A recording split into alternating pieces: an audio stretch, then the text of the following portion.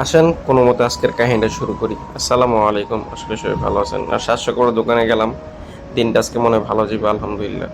যে ছোটোখাটো একটা গাড়ি পেলাম মিনি কুপা, তো এই গাড়িটা টিপ দিয়েছি, এই গাড়িটা নিয়ে আমি ঢুকুম মানে রং করতে আর কি। আর ভিতরে বছর রাত্রেবেলায় ঢুকছে একটা তাসাব গাড়ি নিয়ে, যেই গাড়ি মারতে লাগবে 1 ঘন্টা, এই গাড়িতে সারাদিন পার করে লেছে, মানে হাফ বেলা পার করে লেছে। তো যাই হোক, এটা ওর ব্যক্তিগত ব্যাপার। আর এদিকে নামাজের সময় হয়েছে, তো নামাজটা পড়ে যায় তাড়াতাড়ি দোকানে গেলাম। আর দুইটা ভালো কিনতে গেছিলাম, পরে আর লাগে নাই।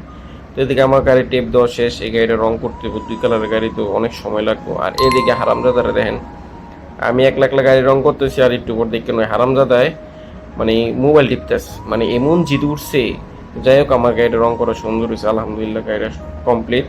তো এদিকে বের হয়েছে আর আমার বস হাতে বসাইছে, বসায় কতক্ষণ কাহিনী কুহিনী করলো। তো একটা গাড়ি টেপ টুপ দিয়ে বাসায় চলে আসবে, আর ভালো লাগতেছে না। তো এই গাড়িটা টেপ দিয়েছে, এই গাড়িটা কালকে এসে রং করুম। আর আইসে বললাম আরে বার্থডে গিফট খাওয়ান খাইলাম আল্লাহ।